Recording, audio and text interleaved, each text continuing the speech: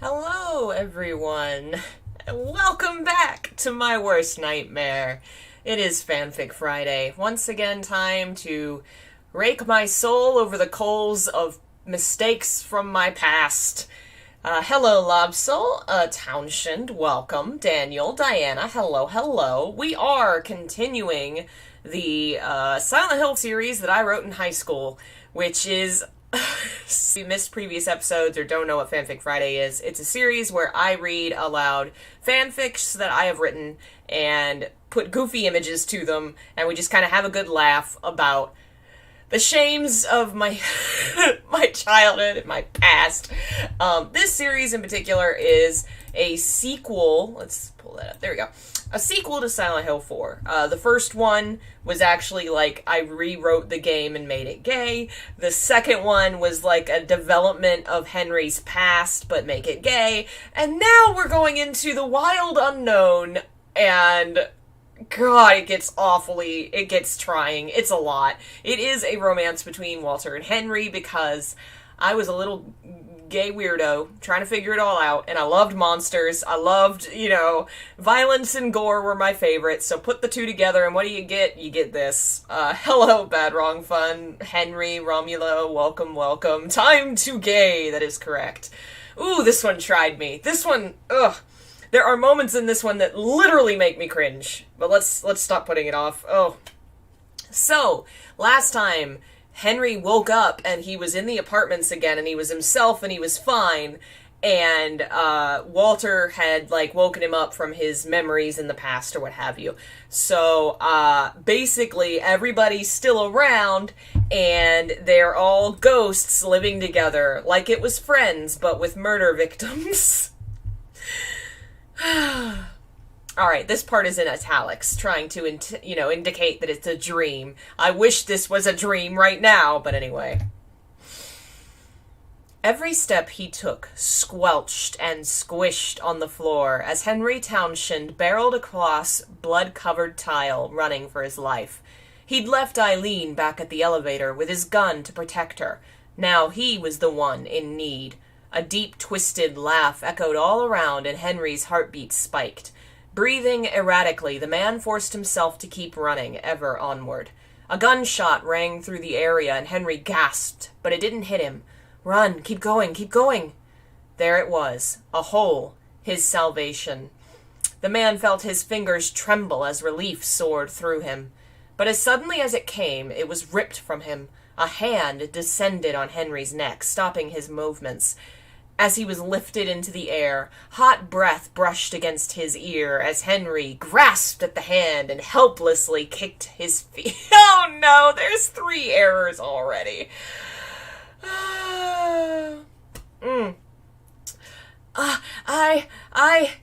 What is it, receiver? I love you. A wicked grin came across Walter's face. All the better to die for me. The man was thrown to the ground, hitting his head hard against the pavement as something in his shoulder cracked. Then he heard the chainsaw rev.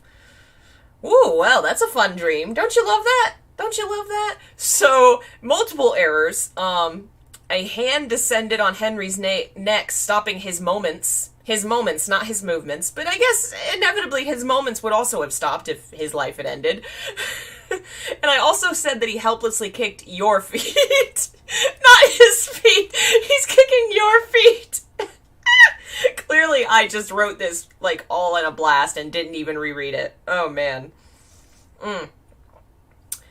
Henry snapped up, sweat pouring down his brow as his chest heaved in and out. The man glanced around frantically. Safe. He was safe. Simply been sleeping. Just dreaming. A trembling hand came up to cradle his face as Henry bit his lip to keep from sobbing. Just a dream. Well, he's having fun already. Aren't we all having fun already? Hello, Leon.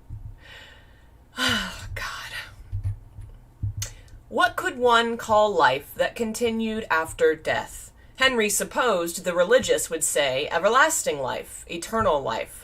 But those sorts of things usually required God, the kingdom of heaven, or something like that. The brunette hardly knew or cared, as religion had never really interested him. The life he was currently leading felt different anyway. An everlasting life spent in the light of God. Henry imagined that sort of life would feel weightless, warm, like being held in a never-ending embrace. This life felt much heavier. For instance, stress still remained, along with its siblings, conflict, and anger.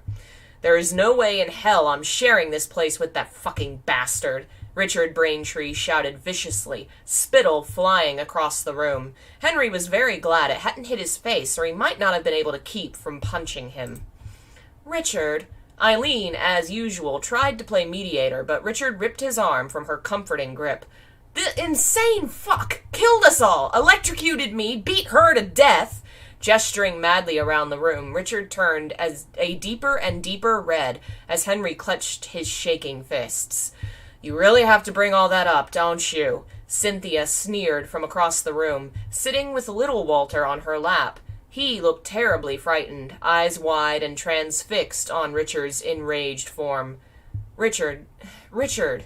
Henry grabbed his shoulder and shook him until the man finally turned to look around. Calm down. I know what you're saying, but we've got to work together. We're all trapped here. Getting angry isn't going to solve anything. This only seemed to fan the flames as Richard's blazing eyes stared hard at Henry. The smaller, younger man refused to back down. I'd rather face hell out there than sleep under the same roof as him. Fuming, Richard turned and rushed out the door, slamming it hard behind him. Henry winced, for a moment wondering if Walter would leap out of the woodwork and angrily attack the man for hurting Mother, but nothing happened. The tension temporarily gone, Henry brushed a hand over his forehead and looked up, eyeing his other problems. Hello, Ninu. Hello, folks joining us. Hello, Pyramid Head. We are sure gonna go for the but make it gay moments in this one. Oh, God, yep, this one's a lot. The day he'd died, Henry had apparently fallen into some kind of ghostly stupor, until Walter found him and brought him back to 302.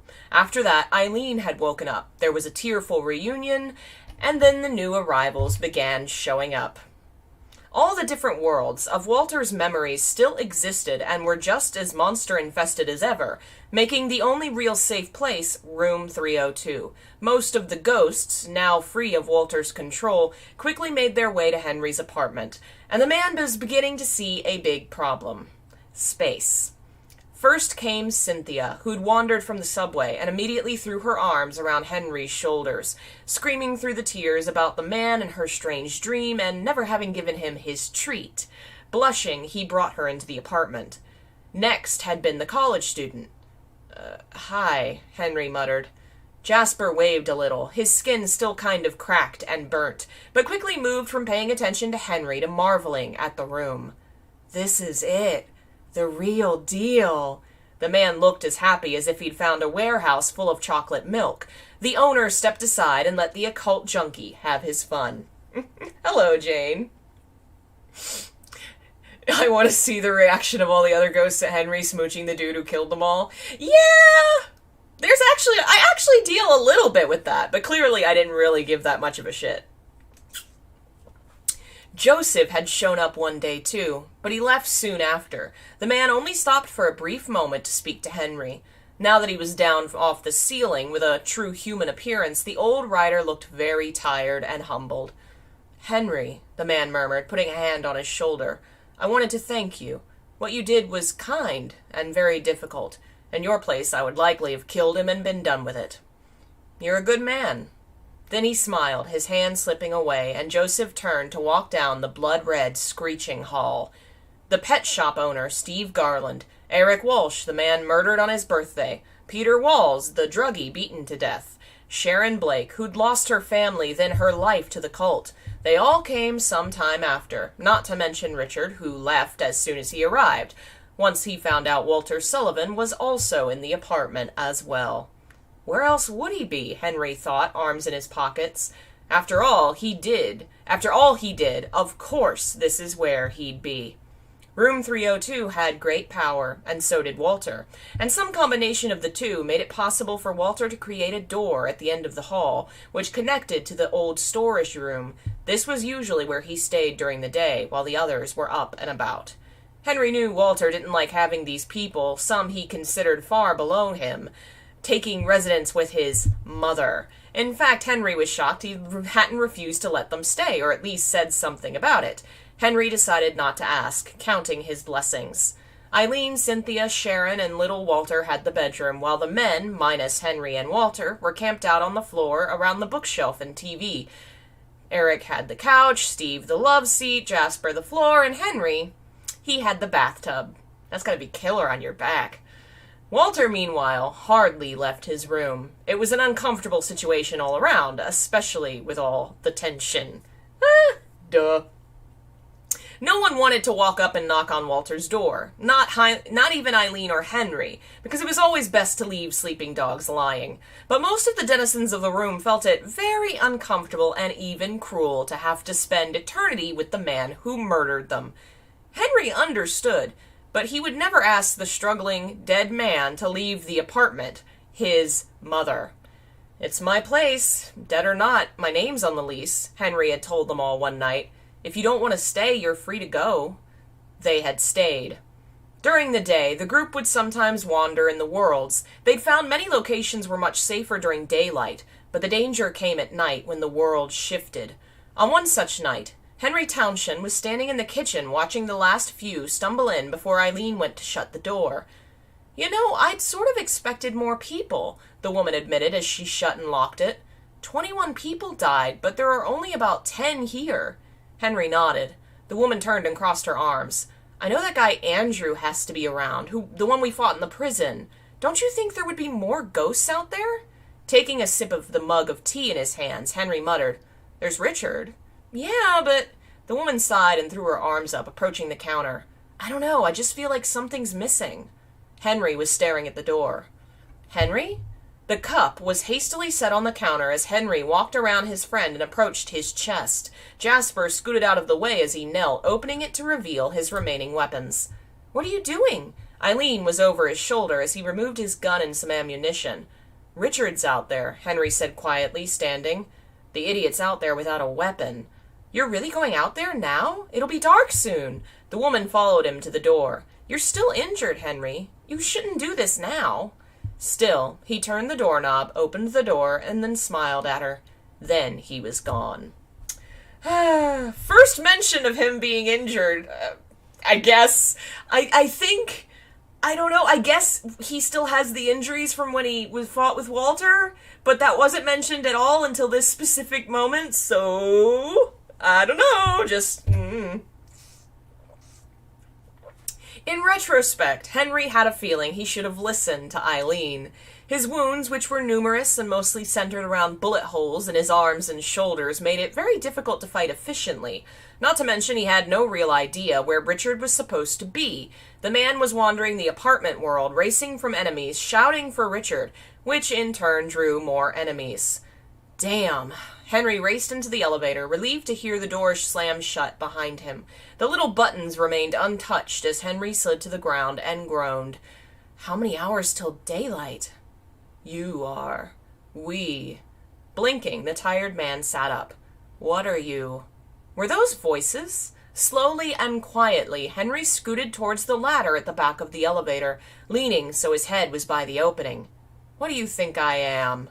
That sounds like Richard, Henry realized, tightening his grip on the edge. Perhaps a man who is not to be taken lightly. That voice Henry didn't recognize. It was an older male with a raspy tone. A third voice picked up. This will benefit us all. Richard gave a sputtering laugh. I may look stupid, but last I checked, what you're talking about would probably screw it all up. Talk about what? Henry frowned, trying to lean even closer. He was about to fall off the edge. What would it screw up? Do not be afraid. All we require is a small task, and then we shall all be free and be avenged. Vengeance? Henry's mind flashed to Walter. I'm not afraid, you stupid fuggers. I'm moving. Footsteps led away, past the ladder, and then further down. Will he speak against us? Unlikely. He is not our ally, but neither is he theirs. He stands against the assumption as we do. Assumption? Henry's heart sank as his fears were realized. They were after Walter. We must turn to someone else. Perhaps DeSalvo. No, they trust him as little as we do. He remains in the tower. The voices began to fade as footsteps led away. Panicking, Henry turned and sat up, reaching for the ladder to follow them. He had to know what they were planning. Blood poured from his shoulders as he reopened old wounds. Henry rushed down the ladder into darkness. When he came to the bottom, no one was there, and the man found himself facing a new decision. Richard's footsteps went off one way, but the other two went another. His harried thoughts were interrupted by another set of steps coming up right behind him. Hello, folks. Welcome. It's been a while since we've had this many people on Fanfic Friday for what is truly a haunting and horrifying story. I can actually see where I was plotting some things here. Some plotting is happening, but oof, it's still rough. Eileen stood in the kitchen, staring at the large, talkative group in the living room, with two great worries in her mind. Every so often her eyes would dart to the hallway, to the door at the end that hadn't opened in days. Then they would flit over to the front door, which had been heavily locked and bolted. Biting her lip, Eileen glanced at the group again. We had this cat, Calico, I think. My kid got it from her piano teacher, named Shasta. Short for Shostakovich. I think he was a Russian composer or something. Certainly sounds Russian. Well, this cat could answer the phone. Eric paused in his retelling as Steve Garland leaned over to him. That's not actually very surprising. Cats are very intelligent creatures. Eric nodded and simply continued. He would knock the phone off the hook whenever it rang and meow into the other end like he was talking to you. Smiling, Eileen turned and left the kitchen, walking down the hall away from the group. I'm glad they're doing okay, she thought demurely, but she couldn't help but be drawn away from the festivities. Those she cared about weren't actually involved in them. Fun story. Shostakovich was a cat I had. She could answer the phone. That's so cute. And okay, so Shostakovich was a kitten that my piano teacher gave me, so it would have been in high school. Probably sophomore, freshman year, maybe. And back then we let cats kind of roam outside because just my parents didn't know any better and I didn't know any better. And we lived in a very wild area, so they were pretty safe and far from the street. But Shostakovich ended up being really friendly with the people 2 doors down because they would always feed her and let her in the house. And so when we went to move, she was friendlier with our neighbors than us. So we ended up leaving her. She was a really gorgeous calico cat. And really sweet. She used to sit on top of the desk, and they had like this thing on top. She'd sit and pet my head. So anyway, she was really cute. She did answer the phone when it rang. She'd knock it off. And my mom happened to call our old neighbors from that neighborhood. They've lived there for like 30 years. Just last week, she just wanted to catch up. Shostakovich is still alive and living with them now. It's so cute. I'm so happy for her. She was a sweet kitty. With the most ridiculous of names. We did just call her Shasta. More voices were coming from Henry's bedroom, a woman and a child's. Eileen turned and leaned against the doorframe, watching Cynthia and little Walter putting a puzzle together on the bed. See, this one matches blue, so it should go here, Cynthia stated, but Walter stopped her hand. No, it doesn't. The edges don't match. Oh, the woman replied, exaggerating her surprise as she shared a secret smile with Eileen. You're such a smart boy, Walter. The boy flushed with pride as he showed her where to place it. To Eileen's surprise, Cynthia was pretty good with the kid. The 2 young women had teamed up to take care of the boy, taking turns playing with him and watching out for him, leaving little Walter, who some had started calling Walt, in her capable hands. Eileen turned and approached the last door. She hesitated for a minute or two, staring at the painted wood. Finally, she lifted her hands and knocked. In her nervous state, Eileen hardly realized the rest of the apartment had gone silent, many staring down the hall to stare at Eileen and what she was doing. Everything seemed to have frozen, all eyes on the ominous door. For a moment, nothing happened. Creak! The door opened but a crack, and vibrant green eyes came into view. Eileen looked up and gave her best smile. Hello, Walter, she said sweetly. May I come in? Oh, Eileen. He remained still for what felt like hours before the door opened just enough for Eileen to squeeze through. Walter remained where he was, so the woman had to scoot between him and the wood. The others stared as Eileen walked under her killer's arm into his room as he shut the door behind her. Eileen hadn't seen this room before the end of the sacraments, so she didn't know how much it had changed, but the place was entirely new. Bookshelves lined the walls. A desk took up the far corner, with a lamp and stacks of papers. The air smelled clean, like detergent and air freshener. Suddenly, turning to gaze upon the man who towered above her and was twice as broad as her, the woman felt nerves creep up her throat and tighten her voice. For a brief, frightening instant, she was back in her apartment on the floor, his eyes leering at her. She forced herself to stop shivering. Walter's eyes flitted down, and he took a step back, surprising Eileen with what emotions briefly showed upon his face. Was there fear? Guilt? The woman took a step towards him, then another. He didn't move again, but he never looked back up. Walter didn't know Eileen was next to him until she wrapped her arms around his waist. The man froze, eyes widening, as the woman rested her head against his bloody jacket. Did anyone ever hold you like this? She wondered, tears in her eyes. Anyone at all? How have you been, Walter? The woman whispered, leaning slightly away. We haven't seen you all week. Henry's been worried. The man looked up a little, and Eileen could have sworn his eyes softened. "I have been fine." Eileen showed him a grin. "I'm glad." They remained beside one another for a few more moments, Walter awkwardly standing in her embrace until Eileen finally backed away. "I'll admit this isn't just a social visit," she stated, hands behind her back. Worry shone in her eyes as she bit her lip. Walter simply watched quietly, having hardly moved the whole time. Henry left." His eyes flashed. "He went out looking for Richard about an hour ago, and I'm really worried." The woman glanced away, clenching her hands. "I would go out looking for him, but I'm afraid to leave the others with you." She didn't say that out loud. This is in italics. A door slammed. Eileen's eyes flew up as she saw the door to the room shut and Walter gone. Rushing out, she entered the hall in time to see Walter enter the bathroom and climb through the hole. Eileen said Stockholm Syndrome. Well, I don't know if... is it Stockholm? Because he's not really keeping them in prison. Silent Hill is. But they're trapped there because he did do a murder. It's such a weird scenario. But honestly, of all the characters, Eileen kind of was already like that. Like in the game, the ending where she's like, he was such a sad person. Like, I could totally see Eileen, like, trying to make things better. Nobody else. Just Henry and Eileen. Everybody else like, fuck this guy, I'm out.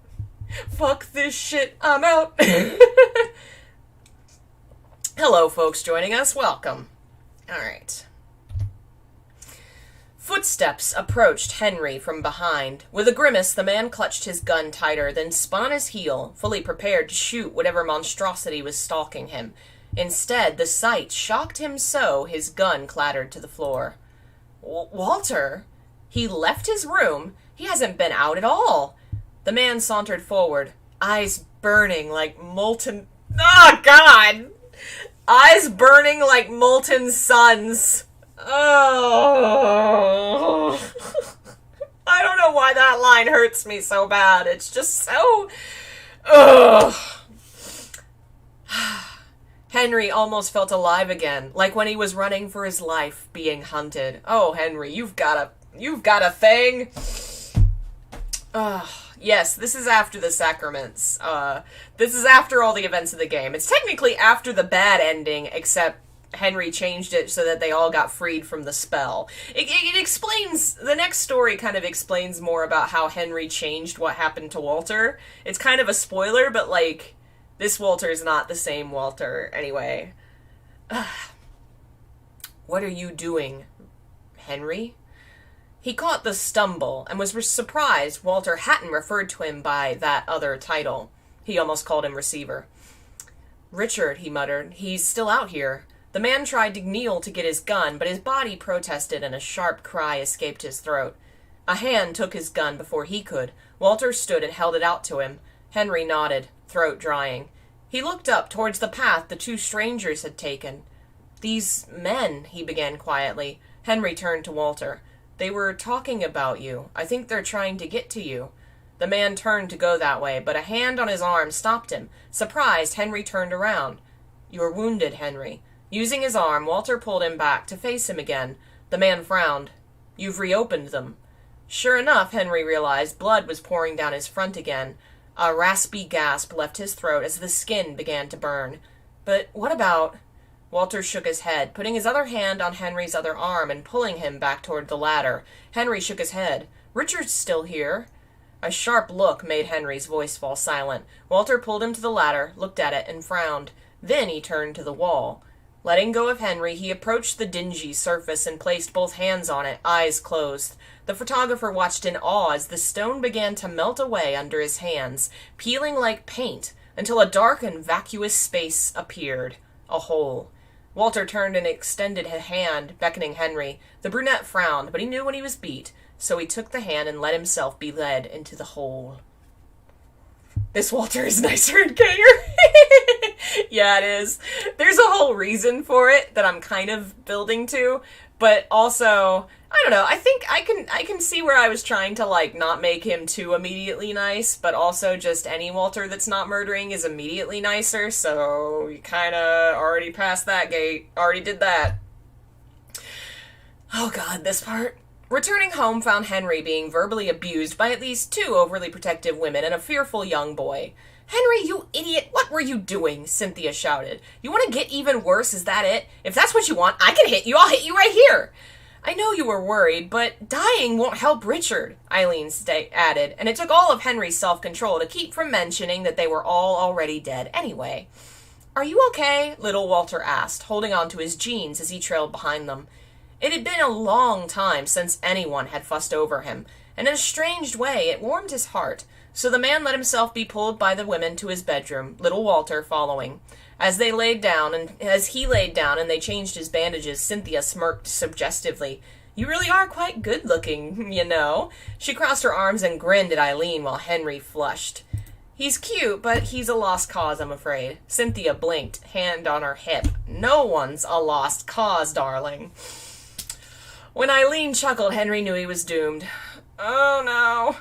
"Trust me, this one is." She turned and gave Cynthia a meaningful look, while the other woman turned and looked at Henry with new eyes. "He isn't." "He is." "He is!" The revelation seemed to excite her for some reason, while Henry groaned and let his head fall back. "Oh, can I die of mortification after I'm dead?" The girl, giggling on the other side of the bed, grinned at him. "Aw, Henry, why didn't you tell me? That's so cute." Henry was quite pink, glancing down. "It is?" The woman just grinned. Eileen leaned back, bandages fixed, and smiled. Cynthia and Eileen shared devious, girlish grins and turned back to him. "I guess we'll have to share. You're our new best friend." Oh, great. Despite the furrowed brow and aggravated gaze, Henry was happy. The women were treating him kind of like a cute child, and that was strange. But it was perhaps the kindest reaction he'd had to revealing his sexuality his whole life. Okay, that actually got super sweet at the end there. Oh my god. Oh man. Oh man. His wounds were healing slowly, but faster than the emotional wounds of those around him. Richard still hadn't returned, and though Walter was spending more time in the rest of the apartment, no one would look at him or remain in the same room as him for long. Henry had known it would take time. But he was getting impatient. The man frowned, watching as Walter left the kitchen towards the room. The brunette was getting tired of watching everyone walk around with their eyes lowered.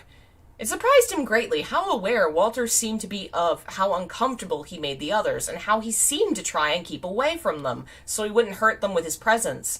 It was the kind of forethought he hadn't thought Walter would show. He wished he could spend time with the man anywhere other than that back room, having avoided it since he'd last gone in, when it had been blood-splattered and reeked of decay. Part of him still feared going in and seeing that desecrated body, which represented Walter's pain in the greatest degree. If he saw it again, he might weep. But he found it almost impossible to get Walter to talk to him in any other place. If he even tried, Walter would simply glance up at whoever was there, then glance away and sulk off. It was beginning to irritate him. "I died for you, bastard. The least you could do is look at me." He wanted to hit him just to get a reaction. Oh, Henry. Oh, God. Okay, so I don't really want him to go back to the way it was. But other than the psychotic parts, Walter's strength and confidence, the gleam in his eye was just gone. Oh, don't you hate that? Don't you hate? Oh, Jesus. It made Henry want to curse the sky in frustration. Everything I do makes things worse. Instead, he cowered in the other parts of the house, watching the man from a distance, wondering if his death had only made things worse. Okay, Henry, why does everything make you so depressed? Poor baby. Ugh. Oh, God, no. Oh, God, no. So, you and Walter. Henry spit his water halfway across the kitchen counter. Sharon happened to be sitting at the other end reading, staring at the boy as if he needed to learn manners. Scarlet-faced, Henry hurried to find a towel and clean up the mess, and Cynthia followed him. Come on, Henry. She crossed her arms under her bosom and smiled at him. You're always watching him. I want to know when you're finally going to say something. Henry, heart pounding in his chest, Henry hurriedly cleaned the mess and tried to leave the kitchen. Cynthia moved in his way. Come on, talk to me. The man glanced away. Doesn't it bother you? The young woman blinked and then shrugged. What? It's Walter? I've been talking to Eileen and She paused. It's fine. Really? But she shook her head and held her arms up. Listen, this is about you, Henry. You and your dearest. He could feel the blood rushing in his ears. I'm not... What? The woman simply cocked an eyebrow while Henry feebly tried to come up with an explanation, but his attempts failed. "Don't worry, Henry," Cynthia grinned, sliding an arm around his shoulders. "I'm very talented with these sort of things. I'll help you." That truly offered him no comfort, as the man flushed and put a hand over his face. At the end of the hall, a door was... oh no. The door was partially open with green eyes watching through the crack, and then the door slid quietly shut. Yes, of course I had to use the word bosom. Of course. Of course. Ugh. The group was crowded into the living room, sitting scrunched up in front of the TV. Every few days, they made it a habit to get together and watch something, put on a movie, or play a game together. There wasn't much else to do anyway, and Eileen thought it would be a good way to bond. So after dinner... no, they didn't need to eat, but Eileen thought it would help little Walter to have a routine. They gathered on the couch and the love seat. Eileen was lying on Henry's right arm gently, and Cynthia had her arms wrapped around his other. They were in the center of the couch, watching a movie Henry was only half into. It was hard to pay attention, with thoughts rolling through his mind. On Henry, it could be considered a deep, forlorn frown, which on other people looked apathetic. On him it was the slight turn of his mouth, the lowered brow, the darker shade of his eyes. If one knew what to look for, reading the man was all too easy.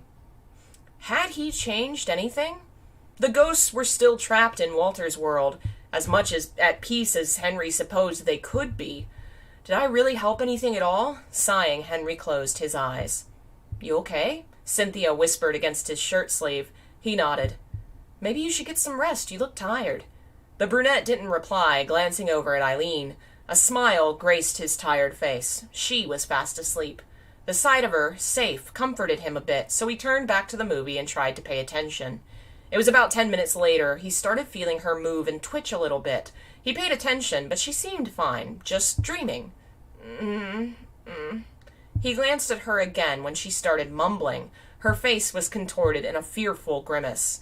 "No! No!" Suddenly, Eileen started to thrash, startling little Walter and throwing him from her side. Screams erupted from her throat as she kicked and threw her arms and shook her head violently. Henry turned and grabbed her wrists, trying to pull her panicking body to his side. "Eileen! Eileen!" Everyone in the apartment, those who'd been in the room and those not, rushed to them, fear and confusion inherent. Eileen's screams could be heard down the whole hall as Henry tried to get through to her. "No! Get away!" "Eileen!" Pulling her arms, he tried wrapping them around his shoulders. "Eileen, it's okay. You're safe. He's coming!" Entire body racked with sobs, tears pouring from her red eyes, Eileen finally began to wake, and seeing Henry before her, cried, "Oh God, I hear him!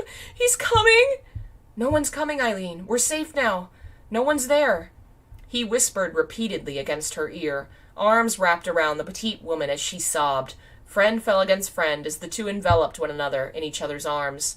Eyes were on them. Henry glanced up as his friend cried into his chest. Everyone else was present, and standing in the back, in the hall, was Walter. He'd left his room when he heard Eileen's calls. There was an axe in his hand. Perhaps he'd thought some creature had gotten into the room, though knowing him, he could have easily thought one of the ghosts was doing it. But now his pale face was ashen white, eyes wide and mouth agape. The axe fell from limp hands, and that was when the rest of the room finally noticed him.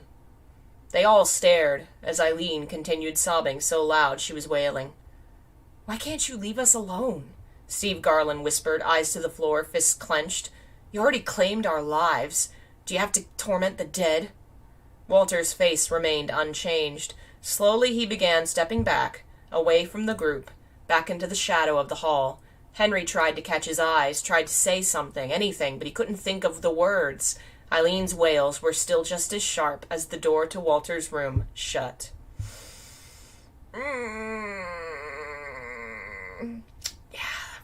Hello, folks. Wait, is this supposed to be based on the 21 Sacraments ending? Yes and no.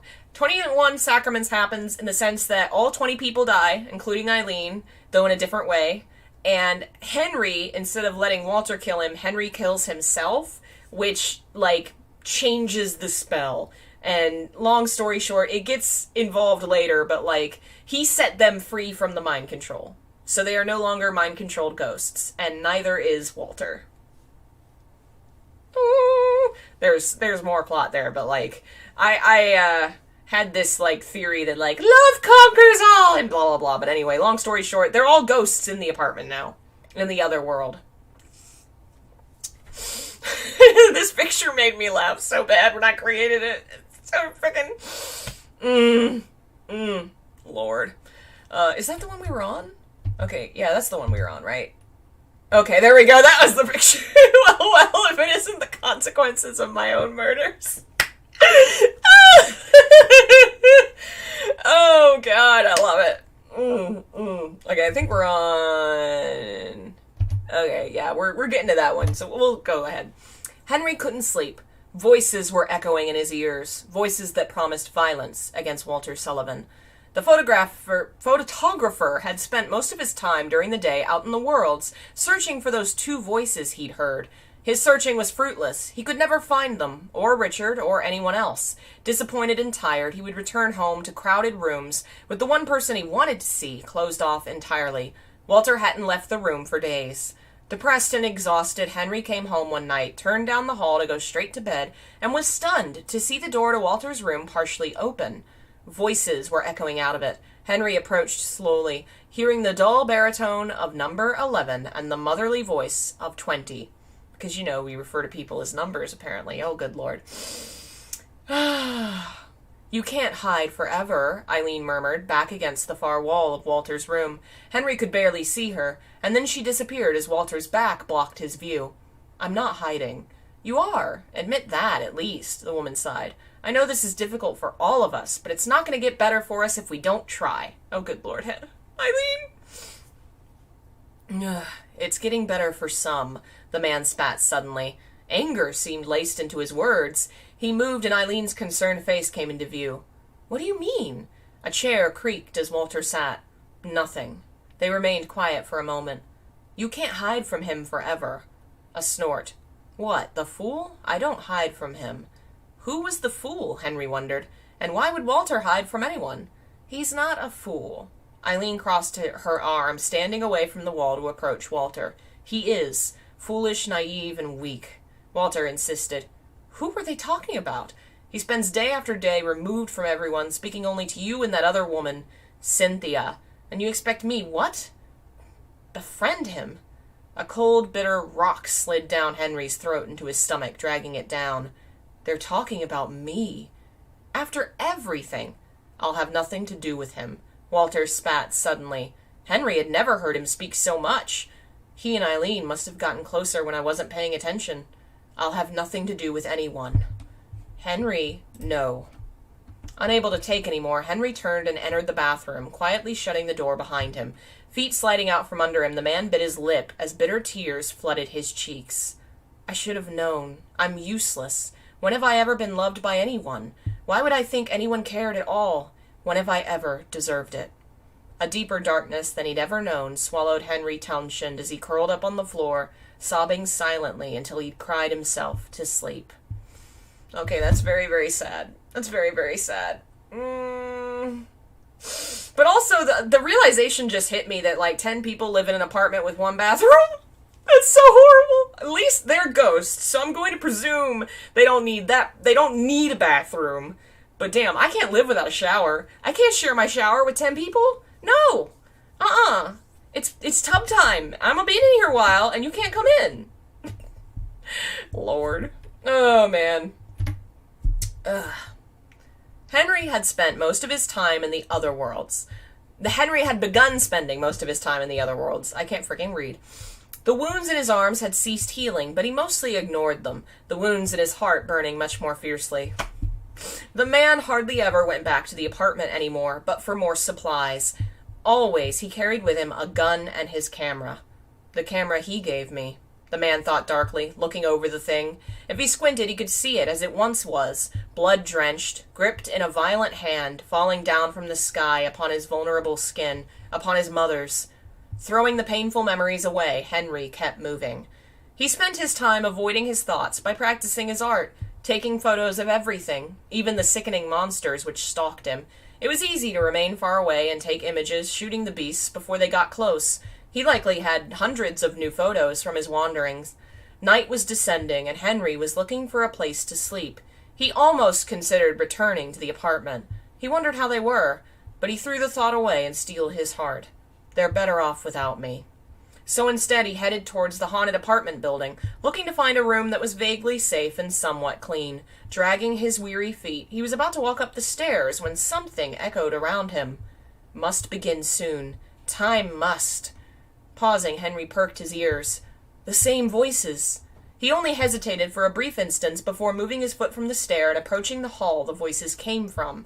The left hall had these eerie sounds, and some kind of light filtering through the darkness. Henry slowly and quietly stepped through the doors, keeping his back against the wall. The voices were getting closer. Almost complete. What was? Frowning, Henry glanced around the corner, then whipped his head back. Two men in long brown coats were in the hallway, one on his knees on the ground, the other standing with a book in his hands. The light was coming from a bunch of candles lying around them, almost 20 in all. Slowly, Henry glanced back and saw the man on the floor was kneeling inside a circle. There was some kind of lump nearby. Henry realized it was one of the monsters, stomach split open, body thrown on the floor. I don't like the looks of this. Hello, folks joining us. Welcome to my worst nightmare. Now, fully able to understand the voices, Henry remained in the shadows and waited. Shall we commence the first act? The second person grunted. Perhaps we could linger. Without the final piece, all is for naught. There was a sickening, toe-curling squelch. But if we perform the summoning, perhaps he can aid us in the final step. He would not lower himself so. You forget I am of his fold and I know his work. We may only summon him when it is time for the final act. Who was this person? Frowning, Henry tried to catch another glimpse again. The man with the book was flipping through pages. Then we will have to improvise. Without a willing aid, we will have to find someone to coerce. The man Richard. The other shook his head, leaning forward to draw something with his finger. Was that blood? He is too strong. We need someone weaker, with less confidence, the man muttered. Suddenly, the hooded head turned and Henry ducked back behind the wall. I may have found someone. Ooh. Without waiting to hear anything else, Henry turned and raced out of the hallway, barreling through the doors, his only thought to get out. He glanced around frantically for a place to go, anywhere to hide. Behind him came raised voices, dark laughter. He raced across the floors to the stairs, taking them 2 by 2, and turned right into the second-floor hallway. He slid to a halt as soon as he entered. It was eerily empty. What usually crawled with dark horrors was instead utterly still. Something was off. Fear crawling up his spine, Henry gripped his gun hard and forced himself to move. He had to find a room with a hole, and he desperately hoped there was one here. Rushing into the first room, he glanced around and saw no such thing, so he ducked back out. As he ran to the second room, a gunshot rang out. Henry gasped and barreled into the doorway of the apartment as villainous laughing trailed behind him. Heart hammering in his chest, he pressed his body against the door and tried to breathe. He could hear the voices getting closer. The man rushed into the room, searching desperately for a hole. There it was, at the end of the hall, just out of reach. With adrenaline pumping hard through his veins, Henry grimaced and ran as his life depended on it. It was so close. Suddenly, a loud and terrifying groan raced through the air, and the room shook. Henry lost his balance and tumbled forward, hitting his head hard against the floor. The disgusting sound of ripping flesh burned his ears as he looked up and saw chains erupting from the floor. The chains raced up the wall, running crisscross over the hole until it was impassable. Footsteps came behind him. Good evening, 21. The man with the book murmured. Henry turned wide-eyed as the other began to laugh. In his hands was a bloody dagger with runes carved into each side. Henry lifted his gun and fired. The shots hit their marks, blood spurting from the wounds, but both men simply grinned, lifting their hands to lower their hoods. Once again, Henry let shots ring out, hitting them in the heads this time. With sickening thunks, the bullets sank into flesh, but the effects were short-lived. As the photographer leapt to his feet, his now empty gun useless, the others approached. Even as the bigger one lunged at him, Henry lifted his gun to bring it down on his face. Instead, a knife came up and embedded itself in his side. Ah! The gun fell from his limp hand as he fell to the floor in pain. Gasping and bleeding, Henry's trembling hands attempted to remove the camera from around his neck, as a hand grabbed him by the collar. The camera came smashing down on the other man's face, who gave out a cry as his nose cracked. But then a fist collided with Henry's gut, and the camera fell from his hands. The next blow came down on his face, and then he was out. Dun, dun, dun! Bad wrong fun. We actually have 21 people watch. Oh, now it's 20. Henry left. God, this image, I don't know why. Google Evil Wizard stock photo. You come up with the dumbest looking shit. A migraine of epic proportions awoke him, along with blistering pain on every part of his skin. The man would have screamed if tape hadn't covered his mouth. Slowly, the man lifted his trembling head to look at his cage. Bars surrounded him, making a circle about 10 feet wide. He was in a dark room, lit only by candles, tied up to a chair. Lumps of flesh lined the outside of his cage, ripped and torn carcasses of monsters that barely looked human. Eyes moving down, Henry's gaze fell upon the order circle drawn before his feet in blood. In the distance, someone or something was screaming. Chest tightening, Henry felt fear choke him as footsteps approached.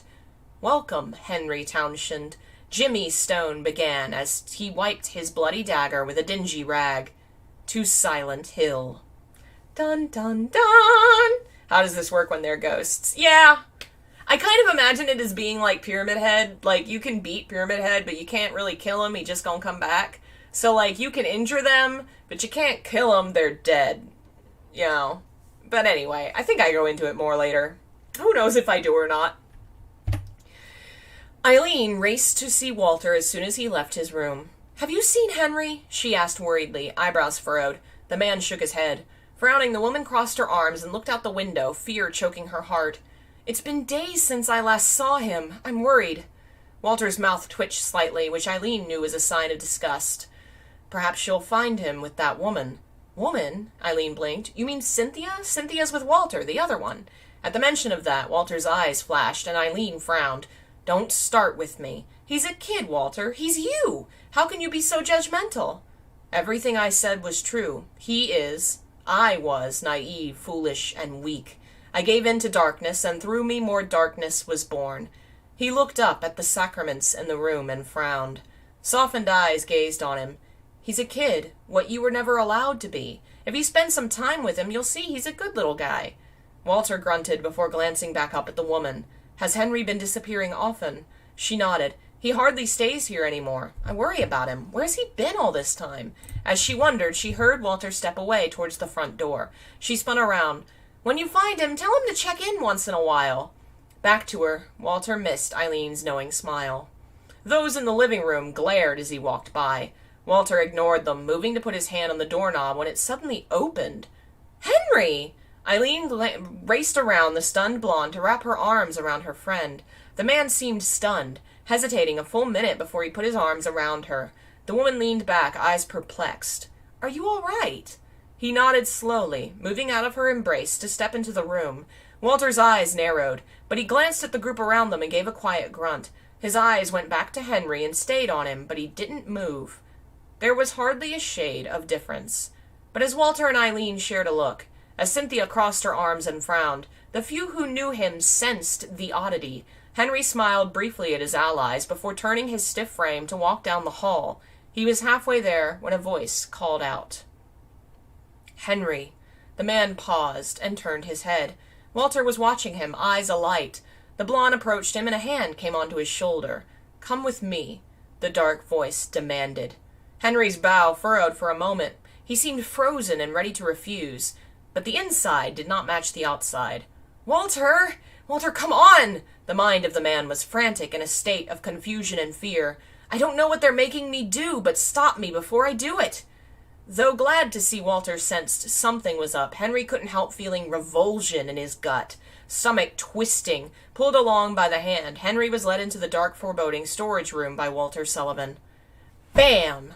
The door slammed shut, echoing all around, and within stood Henry, trapped in his own mind and staring at the storage room as bile rose in his throat. This place. He'd never wanted to see it again. Now it looked like an ordinary office, but he could never forget its true face. I know you do not think I am that foolish. Walter's rumbling tone interrupted the silence. Anger boiled under that tongue, and Henry felt a sickening new fear take hold of him. Anger, his weakness, his nightmare. The fists of the enraged seemed ever poised on him. The man found his body turning towards Walter as the tall blonde glared angrily at him. A knife was in Henry's hands. Or no, was it in Walter's hands? I guess it says a knife was in his hands, very vaguely. I guess it's Walter's. Surely you don't think that. You taught me better. The dangerous glint in Walter's eyes was back as he ever slowly sauntered forward, hair over his eyes, leaning forward, a bloody knife in one hand. Run! Of course, his stolen body did not heed him. It remained still as Walter came closer. The controlled face began changing into a grimace. How dare you, with your disgusting hands, touch this soul? Walter snarled, voice rising. How dare you sully him with your filth? Henry's heart stopped as sweat poured down his brow. Wait, is he talking about me? The blonde continued his irate tirade. Remove yourself, or I will find you, and do worse to you than I ever could have when I was alive, and you will suffer. The hand with the knife was raised. Let him go. Release my receiver. Oh, God. Oh, God. Oh, God. A hand grabbed his collar suddenly, and the next he knew, the knife came down. A slash, then another and another. His white shirt fell to the ground in tatters, revealing the mark underneath. A circle with 3 more circles drawn within, drawn with a bloody mix of his, Jimmy Stone's, and some monster's blood. Then it was cut into him with the dagger, dragging it deep into his skin as he writhed in agony. Walter looked upon the mark with an upturned sneer. Stone! The roar that tore from Walter's throat shook the house, a tone enraged and promising pain. But Henry wasn't scared. He realized the sight of the angry blonde, which usually would have terrified him, was aimed at someone else. He's angry because they hurt me. He could hardly believe it. No one had ever become angry for him. Because of him, oh yes, but never for a wrong done to him, or for his pain.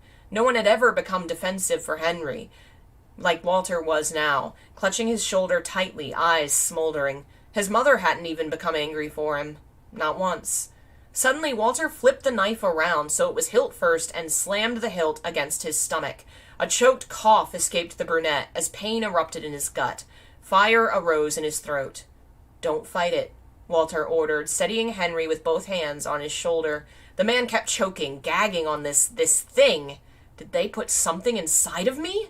A moment later, his mouth expanded to let the thing out, and he wrenched it onto the floor. As soon as he did, Walter stood, and a black boot descended on the squealing thing. It was alive. Coughs racked his burning chest as Walter knelt by him again. The man flipped the knife back, then used it to slice open his own left palm. The hand descended on Henry's chest, onto the numbers on his skin, marking him as a sacrament. Eyes drooping, Henry gazed down and watched as the numbers began bleeding. It didn't hurt. He wouldn't have known it was happening if he hadn't watched.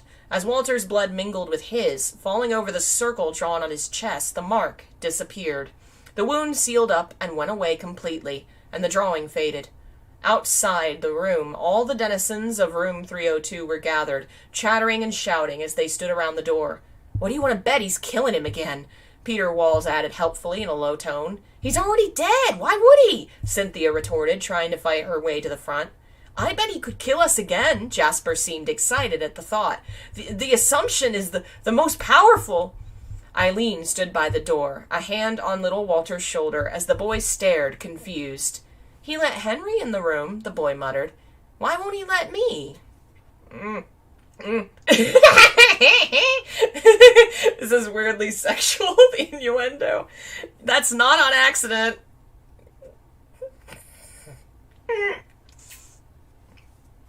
Oh. As the shouting and fighting continued, something slipped unnoticed into room 302. It was only for an instant. A black wisp slid through the door, still partially open from Henry's arrival, skittering across the floor to the chest by the hallway. It went in, grasped something, and then left with its prize. It was a red herring! Dun dun dun! Oh, I accidentally forgot that's the image that was supposed to be for there. I got distracted. Henry's body was his again, and the pain was gone but for his raw throat. Gasping for air, Henry glanced up at Walter, who was taller than him even when kneeling. He nodded tiredly. Thanks. Walter nodded in return. He didn't move, watching intently as Henry caught his breath. When the brunette looked up, he saw anger still there, lighter but burning. This would not have happened had you not wandered out foolishly in the dark, the blonde seethed, voice deep and tumultuous. The sultry baritone sent a shiver through the brunette below him. Henry would have laughed if he hadn't thought Walter might snap and hit him. Mother says you have not been here in days. Halt that thought. Mother? Henry gaped, mouth suddenly dry. Walter didn't seem to catch the slip. The mother reborn, he clarified, perhaps too angry to realize he'd referred to a human being and not a room as his mother. Why are you not staying here, Henry? The best answer? A lie. Henry glanced down, flushed red. The apartment's crowded. I didn't want to take up space. Walter stared as Henry desperately hoped the man bought his lie. The blonde merely stood and approached the nearest wall. Henry watched as he placed his hands against it, like he had when he'd made the hole. Palms flat, he closed his eyes. When he opened them, something felt different. Walter stalked to the door and threw it open. Luckily it opened inward, or else many people would have been beamed in the face. They were so close to the door. The blonde looked out over them. The entire apartment complex is safe. Take refuge wherever you wish. The group stared in awe, and so did Henry. You can do that? Why the hell didn't you do it sooner? Demanded Steve. Walter's burning eyes fell on him, and the shorter man's anger diminished a bit. No one asked. Then he shut the door in their faces. The two men remained still in the room, Henry staring at Walter's back. Now you will have space, the blonde explained. You can live wherever you want. He turned and approached his desk, leaning against the surface with his back to Henry. The other remained stationary on the floor. I'm shocked those fools got to you. You eluded me for so long. I thought you were stronger than them. The brunette felt his heart twist and twist until the agony threatened to explode. Forgive me, Henry spat, feeling weaker than he had in days. I guess I must be too foolish, naive, and weak. Emphasizing the familiar words, Henry stood and trudged to the door. With his back to Walter, he didn't see the blonde turn with a puzzled expression on his face. I can live anywhere I want, thought Henry dimly as he left the room, joining the mob outside. They were bombarding him with questions he barely heard. The only place I want is the one place I can't have. Oh, tragic. So tragic. Alright, I think... Oh.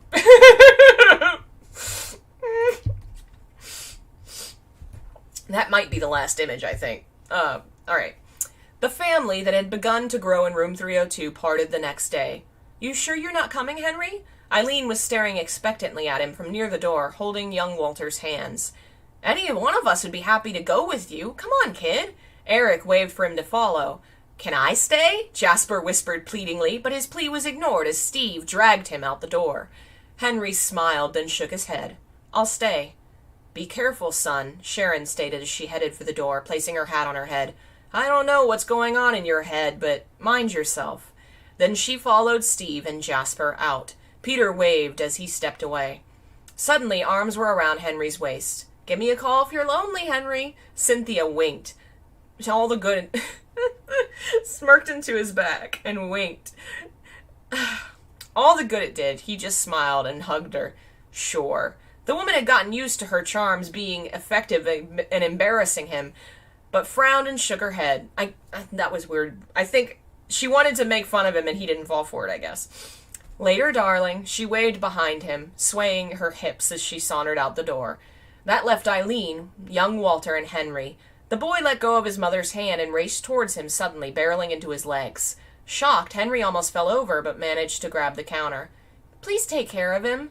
Green eyes met his. Mom says he's like my big brother, which makes sense, 'cause we have the same last name. Can you watch out for him for me? I want to stay with him, 'cause I never had a big brother, but I don't think he likes me. Wide-eyed, Henry stammered and tried to say something. Walter... But the boy had already run back to Eileen. Take care, Henry, she smiled and took Walter's hand, leading him from the room. Henry watched as the little boy turned to stare at the apartment again, but his eyes quickly returned to Eileen. Seeing her here when he first came in, that completely convinced him she's his mother, Henry thought. Too bad Big Walter didn't come to a similar conclusion. Sharon took a room on the 3rd floor, sharing with Eric and Steve. Peter and Jasper shared a room as well on the same hall, while Cynthia, Eileen, and little Walter took 303. Henry remained in 302. He supposed he must be a masochist of some kind. Surely falling in love with a serial killer, the man who'd many times wounded and tried to kill him, had to be a sign he was secretly twisted. Pain was all Walter Sullivan seemed to cause him, but whenever he tried getting his feet to move out the door, Henry found himself frozen. Love had literally killed him, and now that he was dead, it would torment him for eternity. Oh, man. Okay. Oh, man. Oh, God. Can I post the images alone? There's some of them, I think they might be in folders somewhere on the Patreon. I eventually meant to post all these on AO3, and I just got behind and busy, and there's so many millions of them to sort through. But I am definitely, this project specifically, I'm definitely going to have to edit and put on AO3, because it's just too much fun, so I will have to try and do that. Oh boy, this next bit. How do you pick up the threads of an old life? How do you go on when in your heart you begin to understand there is no going back? There are some things that time cannot mend, some hurts that go too deep, that have taken hold. Henry was sitting on the couch alone, eyes glued to the movie on the TV. He hadn't picked it, even though it was one of his favorites. Maybe the apartment just knows me by now. For perhaps the 20th time in his life, Henry was watching The Lord of the Rings. It hit theaters around the same time he'd moved into room 302. As a child, the book has been his favorite series, and seeing them brought to life on the screen had thrilled him even as an adult. Frodo was someone Henry felt kinship to, a quiet hobbit who dreamt of adventure. The man supposed with a dark chuckle they were more alike now than they'd ever been, both wishing for something greater, and found themselves thrust into a terrifying conflict that had life-altering consequences. At the end, irrevocably wounded by fate, the hero they'd become crashed to the floor and shattered. Well, damn, I got real dark and meta there. Okay. Jeez. Okay, Henry, just being emo and watching Lord of the Rings like you do. Relatable. Oh, man. The apartment was his again, but he never felt more detached to the world. Walter's door was gone. The room was permanently sealed off with the man inside. Henry set his hand against it, then his forehead, breathing deeply and slowly. After everything he'd come through, what he wanted always seemed a bit out of reach, beyond his grasp. A dead man with no future, no comfort to think of, with only a handful of friends to his name. Henry was lost, grasping for straws, for anything. The man tried forcing his love for Walter to disappear. It never worked. Sobs racked the man's throat as he lay against the wall. How to tell the heart to stop beating? Henry could no more stop loving Walter than he could convince his internal organs to simply cease their functions. It was a part of him that would never die. Jesus pleases. Tears done for the day, Henry tiredly wiped his eyes and turned into his room. A laugh quietly escaped him as he glanced up and saw Walter's picture was still there on the wall. His red eyes settled on it. "Why can't I hate you?" he whispered. "By all rights, I should." With a sigh, he turned and threw himself on the bed. He did not fall into sleep, but into despair.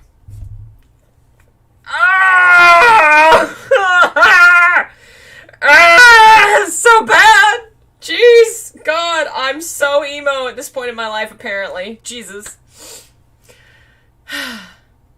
Henry was in the kitchen, eating breakfast out of boredom, when Walter suddenly appeared from the hallway. His spoon fell out of his limp hands as Walter looked at him and blinked. "Why are you here?" As Henry rushed to get off the stool. Red-faced, Henry looked down and moved around the counter. I'll go." Henry. That halted his steps, but he didn't look up. "You don't have to leave." Slowly, hesitantly, Henry glanced up. Walter's green eyes were fixed on him. A small smile graced his lips, but was gone in a quick flash. "You can stay." Henry had found it.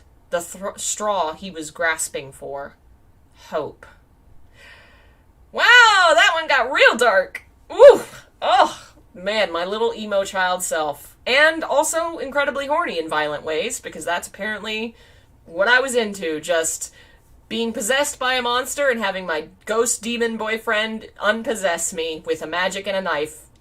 Apparently that was my 17-year-old kink. This was written in 2010, August 2010, so that's almost exactly 11 years and like a month ago. So I was like, 16, 17 or something. I am horrified to tell you all, there is an author's note. I'm terrified. Ugh. Do we have to read it? Do we have to listen to... Oh, God. I don't like this chapter as much as I did the past two, but I hope it's on par with them at least a little. This one had to set up the scene and set the plot rolling, but little really happens. Poor Henry's about to drown in self-pity. But don't worry, starting next chapter, things will go up for Henry and Walter. Though it will still be a dark and sad story in many points. I mean, this is Silent Hill. The next one ought to be out soon. Expect it within the week. Oh, and if you hadn't noticed, both of the previous chapters had song lyrics with them. I'm going to continue doing that. This one didn't have that, because instead, the movie quote from The Lord of the Rings represents the overall meaning of the story.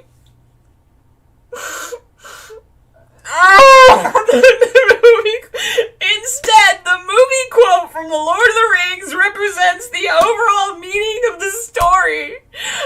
Y'all got that, right? Y'all saw the meaning? Were there any more images? Was that? Yeah, okay, that was it. Jesus Christ almighty, who art in heaven, save me from this. It's not as bad as... I always say that at the end. Like, once it's over, it's not as bad as I thought.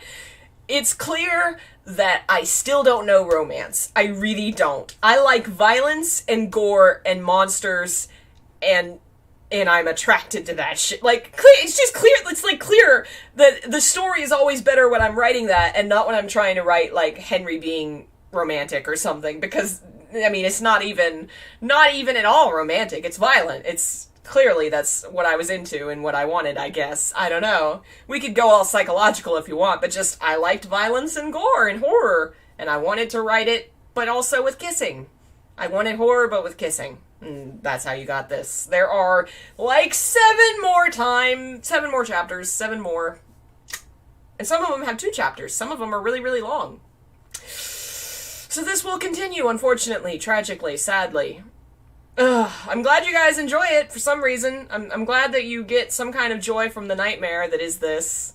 Oh man, I'm going down so many like old trains of thought, like memory. Like, this story really meant a lot to me when I was writing it, and I think it is a major part of the development of my horror like sensibilities. This and the other Silent Hill fanfics I wrote, which the crossover, which we also read, which also had some weird horny monster shit in it. Clearly that was my thing. Still is.